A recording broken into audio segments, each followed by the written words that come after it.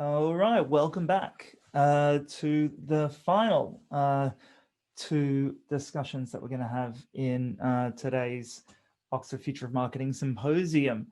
So the next topic we're going to talk about is, I think, a pertinent one for all of us, given the year that we have had, leading through constant change. And I'm joined by Sarah and Ian, both from Facebook, who will be kicking us off for this session and leading the discussion. So I'm going to turn it first over to Sarah. Welcome. Hi, thank you so much. Super honored, flattered to be asked to speak today and to be a part of this group. So really appreciate everybody's time. And I mean, I'm sure you've already been talking about it from all the other sessions, but what an incredible year. And for those of us in L&D, leadership development, leadership at all levels, and as optimists, this is such an interesting, fascinating time to be leading, right? I mean, across all aspects of society, business, ways of working, culture, from a leadership perspective, it's such an interesting time. So really keen to talk about this a little bit from what we're looking at Facebook. Not at all that we have all the answers. So I would love to have, Q&A at the end and even connect after today to see how other companies are looking at developing leaders across these super interesting times. So I'm Sarah, I'm with the L&D team, and Ian is also going to join me. I will share a little bit about how we're thinking from an HR and L&D perspective on the philosophy of how we're developing leaders. And Ian has been a recipient of some of our leadership development programs this year through COVID, through virtual working. So it'd be great to hear his perspective, even more interestingly, perhaps, than my philosophy, how it's been landing with him, how some of the mindsets or behaviors have shifted for him. And then we'd love to have some of that Q&A at the end. So, at Facebook, in a fast changing environment and culture, we've been talking about thriving in change for a number of years. And of course, it's heightened even more now for 2020, given everything that we've been experiencing. And one quote that we often use, and again, especially this year, from Sheryl Sandberg, from Adam Grant, as they've researched change and resiliency so much, they have their book together, Option B, is that change is constant, change is complex, and change can be meaningful. And especially as we're getting leaders together across Facebook in different development sessions, even just through different business discussions, that keeping that quote at the front is really, really important, because when we get in the thick of it, right, it can be really hard to remember that as time passes, change can be meaningful. So I wanted to share, I've got two slides, very light on slides, but interestingly to kind of share a little bit more about the culture of Facebook and how this comes across in the way that we develop leaders. Again, leaders at all levels, not just directors and VPs, but we consider leadership at all levels. And especially in times of change and times of hardship, positive psychology, neuroscience will remind us to go back to purpose, mission, values, and especially in a business context too. So Facebook, we are a very mission-driven organization, connecting the world, building communities, and our core values really show up in the day-to-day, and of course, the way we develop leaders. So you see these 5 values on the screen. Building social value, hopefully that's represented too in the mission just mentioned. But I give a couple of examples here, both in on-the-job learning, just on-the-job ways of being, as well as in through some of our formal learning philosophies and design principles. For example, moving fast or focusing on impact.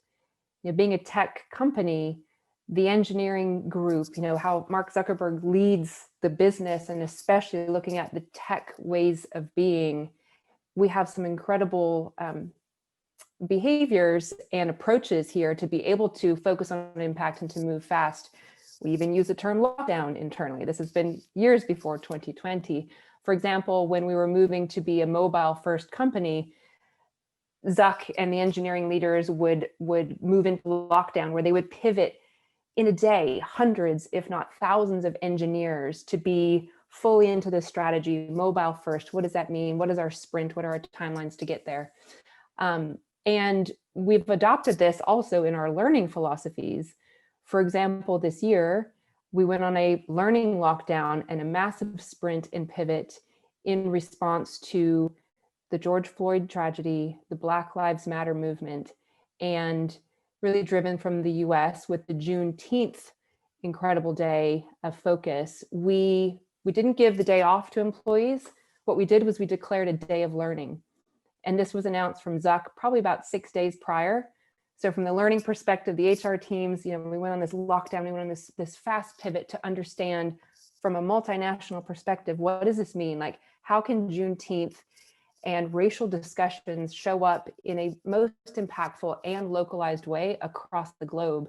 So it was super interesting, of course, far from perfect, lots of learnings, but just a really fascinating example as to how we were able to make that pivot and to move fast from a learning perspective. Another one is this notion of being open.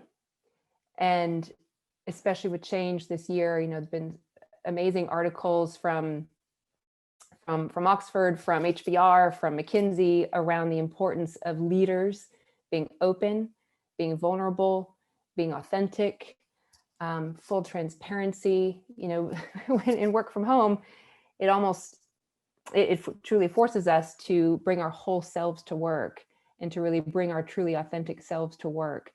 And again, pre-2020, we've been looking into this, across our culture. Zuck holds a weekly Q&A in the spirit of being open every week for an hour. He holds a weekly Q&A. He gives a few top of mind comments, as well as then about 45 of that 60 minutes being fully open. Anyone across the entire company can submit or ask a question live in the chat. And so that's been a fabulous demonstration of being open. And we bring this into the learning world too. So when we think about especially short bursts of time for leaders now in a virtual way, but the importance of still protecting their time to grow and develop and understand what sustainable leadership looks like in this new era, we really are keeping that core value of being open at the center for us. So and I'll turn it to Ian in a few moments to show how this has come for him. But let's say we design our programs, whether it be 1 hour, 2 hours, 3 hours, spread across a few days, deeply on being open with oneself and allowing time to self-reflect. Journaling, either in the moment or as pre-work. As everyone on this call probably knows, we as humans just don't allow ourselves this time to self-reflect. So being open with oneself is really where we start. Being open from the leaders. And so we teach through a lot of our leaders. And this takes a lot of courage, right? Leaders across the globe dialing into Zoom sessions and storytelling and being open and authentic. And, where did they fall down? What did they learn from it?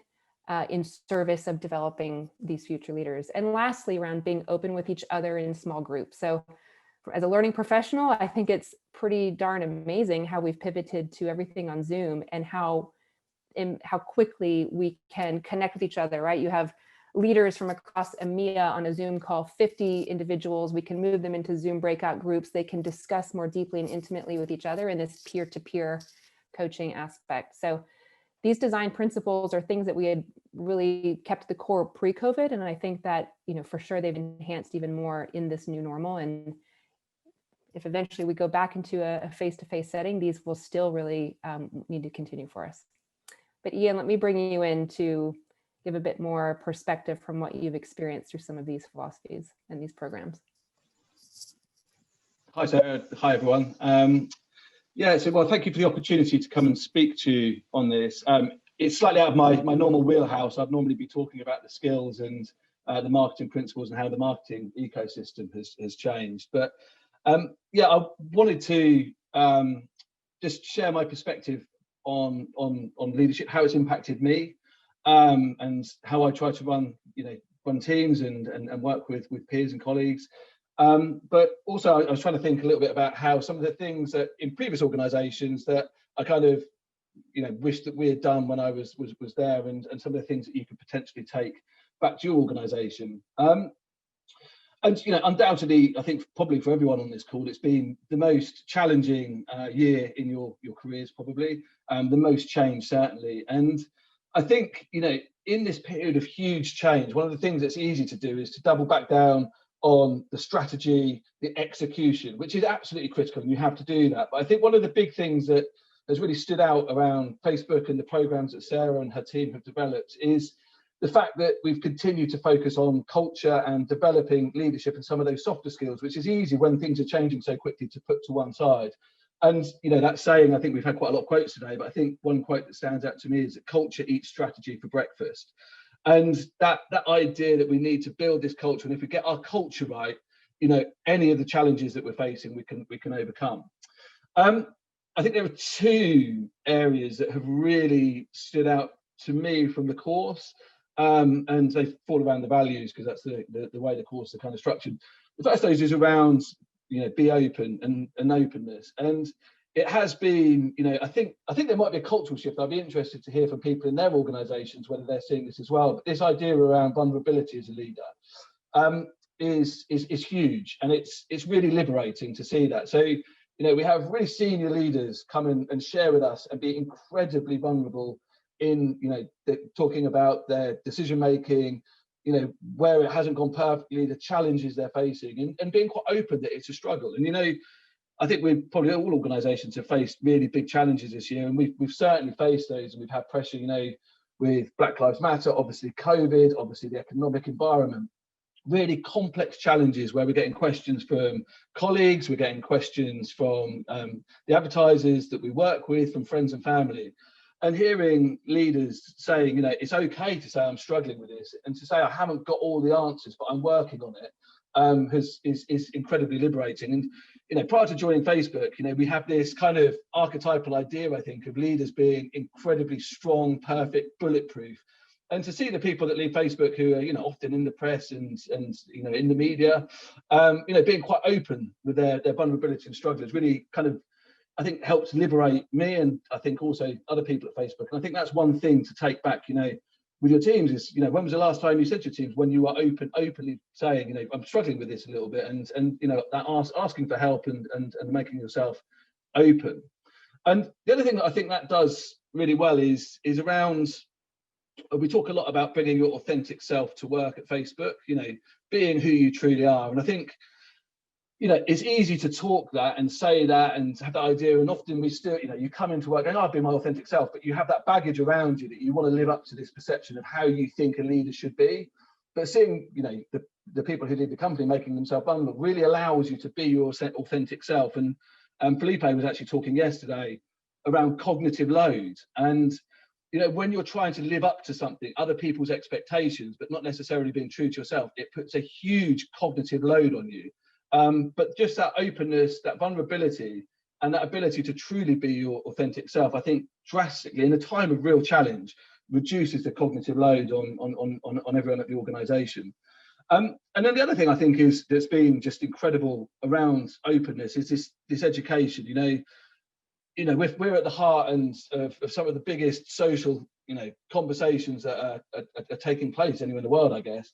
And education and that idea that as a business we need to learn, we need to do better, and creating that space and time. Juneteenth was incredible to have the whole day, clear your diary, everyone's clearing their diary, and to spend time with experts who knew so much more about this, and educating ourselves on that and creating that space, and knowing that all the leaders were doing that. They didn't have the answers, but we're going to work on this together. It was deeply powerful, I think, and something that, creating that space, that need for education on some of the broader challenges that you're facing is critical. And then I think the last one that I think plays out across the whole of Facebook and everything that we do is this concept of moving fast, and this idea of lockdown I think is just so powerful for organizations to take that. And if you hear some of our leaders talk, one of the things they talk around is extreme clarity, having extreme clarity on the challenge that you face and what you need to solve for. And that relates to products, but it also relates to some of the cultural issues that we're facing as well. And when you've got that, being able to pivot and tell people, right, we need to stop and we need to move big parts of the organization, whole teams, to focus on this challenge and clear everything else out of your diary. It's not, it's really difficult to do that. But that idea of locking down in lockdown and focusing on one particular challenge for a period of time so that everyone is together focused on the same thing, I think is something as an organization, not necessarily just as a leader, but as an organization, that's been incredibly powerful to see. So I think, that's kind of my reflections. I guess the other thing is I very rarely get the opportunity to say publicly thank you to Sarah, because it has been remarkable the way that they've pivoted a lot of these courses that would have been in person into a virtual world so quickly, and not losing that emotional kind of connection that you get in these courses has been nothing short of a miracle, I think, in some quite trying circumstances. So I guess with that, Andrew, welcome any questions or any reflections from people on that approach. Yeah, maybe I'll start, and please, everyone, if you want to ask something or share, please just pop it into the chat, because we're keeping an eye on that. It was interesting, actually, Ian, how you said, the pivoting everything from face to face to online. That sounds really familiar to us too, and everyone. We'd normally be sitting in Oxford for this type of event. So I'm sort of curious. Sarah, when you and your L&D colleagues sort of design these types of programs, does it matter kind of the type of leader? I mean, in terms of the responsibilities, like whether it's a marketing person or it's an ops person or an engineering person, like do you then break it down by the sort of the discipline they're in, or is it kind of everyone in together because there's a lot of richness in that diversity? How does it work? Great question. Short answer is both. So things like our leader onboarding, we will mix the different disciplines, just looking at the intake of who's joining when, in which month, and which cycle. So those leader onboarding experiences will usually be quite mixed from a geography and a discipline. And again, like optimism around Zoom education, it's brilliant to be able to connect someone from California to Tel Aviv to Johannesburg. So we're playing with that. But then when we get deeper from kind of the general awareness of some of our leadership skills and quality programs, then we will go deeper with particular intact leadership teams. And that would be within discipline, commercial leaders, perhaps with Northern Europe or by geography, as well as with the engineering leaders. Okay, great. We've got a question from Sunila in the chat. So just talk about extroverts having a hard time during the lockdown. So how do you address or target that, and those sorts of employees versus, I guess, people with other personality characteristics too, in sort of the way that you build these and target these programs? Sure. So great question. And we speak a lot also about introverts. We've got people of all different profiles in the business, as every other company does too. So, I spoke quite a bit around the peer-to-peer learning, and that for those who are really missing being in the office and having that social interaction, that peer-to-peer, protecting the peer-to-peer learning has been really well received for them. And just, having L&D create the infrastructure for it, because even those who are more predominantly experts just maybe wouldn't stop to think that would be possible or make the time for it and to clear the diary. But when the infrastructure is put in a learning program, we've had a lot of feedback saying, thank you, I wouldn't have cleared that for myself. That was really valuable. So maybe this question's for you, at least first, Ian. So someone's posted about authenticity and asking, how do you remain authentic while being appropriate in circumstances where you actually acknowledge you don't know everything or you don't have the lived experience? I mean, this is a big one. So, I think it's fair to say, it's been in the media, internally, there's been a lot of, challenge and tension around positions that we've taken as a company. One of our principles is free expression, free speech, and, things around the Trump post and things like that were very, very contentious. And I think, what we absolutely respect free expression at Facebook. You have to allow people to say what they believe, and you have to do that in a respectful way. So that has been a challenge, because Facebook is so open as a platform in the way that we work. Everything is in groups, and you can post quite publicly all the time. But I think what we tried to do there is respect everyone's perspective, allow them to be their authentic self, whatever, you know, those opinions. But we do obviously have guidelines and boundaries where you have to be respectful. And I think one of the other things that we're kind of learning and wrestling with, which is interesting, you can have extreme openness, but actually there are times when people just want to focus on the day job. You know, there's times when you want to talk about the big issues, and there's times when you want to focus on the day job and get those things done. And actually, you know, separating those out and creating space for people to have those conversations and have the things that really matter to them personally in environments, and then also having space where, you know, actually that, you know, so creating separate conversations for those things, and conversations where people are just trying to get the job done in some quite challenging circumstances. But, you know, the first principle is everyone, you have to respect freedom of expression, and you have to allow everyone, you know, people to disagree, but try and keep that respectful and not let the emotion overtake, which is a challenge on some of the topics. And just kind of bridging this question with the last one around extroverts and introverts, I think it's been fascinating too. Andrew, you've probably experienced this in your educating platforms, of playing around with different platforms like Mural, or you know, even some of the Google suite of products, where you're allowing, in a very efficient and inclusive way, all voices to put your virtual stickies on the screen, hear different perspectives, you know, facilitate in a healthy way what the themes are coming out from everyone being shared. And I've had so much feedback from teams saying, if we were in our usual circumstances, we might have a critical mass of folks in the Dublin office, and then we might have someone dialed in from Paris or someone dialed in for Tel Aviv. And it's, by that very nature of the infrastructure, it's actually not inclusive. So some good you know, new approaches that this world is allowing for us. So well, actually, I'll just note in the chat for everyone, Kim Larson from Google posted a nice link to an article from the BBC on cognitive load and its impact. So I pick back up on that, actually, because, you know, it's the 20th of November 2020. It's been one hell of a year. And I think, you know, from a leadership standpoint, and obviously not just within marketing and media and advertising, but for all of us as leaders and our colleagues, our teams, everyone sort of involved, everyone's really, really tired and exhausted. So as we think towards the very near future, okay, so we'll hopefully get a break over the holiday season, but, you know, how do we deal with this sort of epidemic of just tiredness and burnout? You know, particularly if you're, you know, sitting, you know, in this part of the world where I am, at least, sitting, you know, just outside of London, and it's, you know, 5 p.m. and it's pitch black outside. So how are you dealing with this in Facebook with all of your teams to sort of, I don't know, recharge the batteries or something? I don't know, because 21 has to be a better year. I think I'll start, Ian. Go ahead. No, you go.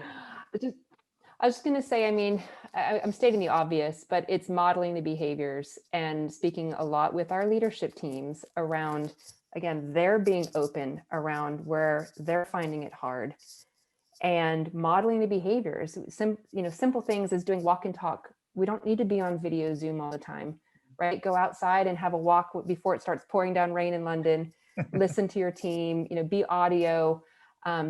Don't be apologetic if you're taking half a day unexpectedly. Don't be apologetic if the best time of your week has been to have a 90-minute lunch with your kids who are homeschooling for different reasons. And, you know, talk about those stories with the teams, and it just takes such a weight off of the teams, and they feel that is okay, and that's part of the culture. But Ian, please add on. Yeah, I mean, there's a couple of things that I would just add. One of the mantras that actually my boss talks around a lot is, you know, number one priority is looking after you and yours in this really challenging times. It's a bit like getting the oxygen mask on an airplane. You have to look after yourself before you can function at all. So doing that. And one of the big things, this was before the pandemic, obviously, was we have a program called Fuel, which is very intentional. How do you get your fuel? What gives you energy? What recharges your batteries? And having a plan to work out what's your fuel plan.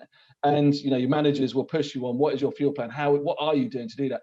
And the third one, I just did it the other day, actually. We had this sort of survey that looks at your physical energy, your mental. I don't think, Andrew, you necessarily notice when you're burnt out. And I took this survey, and my mental sort of energy was really, really low, but I didn't necessarily feel that myself. And I think some of those sort of surveys, I'm not always huge fans of those things, but I think some of those to let you know when you're running low, particularly on that mental energy, and you might need to go and make an intervention and do something, are actually really useful, because just sitting in these rooms, you just have no perspective on how you're really feeling sometimes. It just sort of, you know, and that qualification of yeah, you need to do something is actually quite a useful tool. If anyone else on the call is interested, that the Energy Project is from Tony Schwartz, fascinating material, and we've used that for a number of years at Facebook. Some really good tips. Let's do one more question that's popped up in the chat, and then I think we'll have to move on to the next session. But this comes from Nassif, and it's just really asking about, I guess, the culture within Facebook. You know, he's saying, given that Facebook and other top tech companies are located or headquartered in California, doesn't that result in the employee base being heavily progressive / liberal in terms of politics and other aspects? Maybe not. But how does Facebook, I think the key question here is, how does Facebook cultivate diversity of thought, whether or not this type of skew or perhaps other biases are present throughout the organization, particularly as a very global business? Yep. Happy to start on that one, and Ian, feel free to chime in too. I think it goes back to full inclusion, whether it's political beliefs, whether it is background, race, gender. We have been speaking quite a lot around diversity and inclusion at Facebook for a number of years. And again, of course, with this year with Black Lives Matter and everything else. So it's going back to checking in and showing care and striking, having some judgment as a leader and striking the balance of where people are coming from, how they need to express in a respectful way, without full distraction of what our shared purpose as a team is. But we within our D&I sort of mission, it is about, we need the most diverse perspectives. We need cognitive diversity, and we wouldn't be building the right things if we didn't have that. So we've been doing a lot of training with managers, with leaders this year and in years prior around how to create that psychological safety in a team and how to not shy away from very sensitive discussions. It's super hard. Oh my goodness. I mean, it's super hard. And that's a big piece within our learning strategy, that we need to continue with those toolkits and with workshops and having the leaders be able to feel more comfortable opening up uncomfortable discussions. Ian, more on that? Yeah, I mean, I just echo that. I think we sort of kind of mandate training like unconscious bias training to make sure that you're aware of that, and then you have to have that respect. Yeah, and I mean, we're an organization with tens of thousands of people. You know, you might have a gravity that's towards one side a little bit, and you know, the West Coast obviously is our headquarters, but you know, have people all around the world, and you know, we have people who have, you know, political persuasions of it on both sides, right the way through the company. And I think that's, you know, the culture of being able to have them, both sides and of any argument, being able to express their opinion in a respectful way is just so at the core of what we do, that actually, whilst there might be a center of gravity, it means that every voice can be heard and respected, critically, can absolutely be heard and respected. Okay. We're out of time on this session. Sarah and Ian, thank you so much for sharing how that really works in Facebook. And I think a lot of great advice for all of us, no matter what our jobs are and what types of organizations we're in or career stages we're at.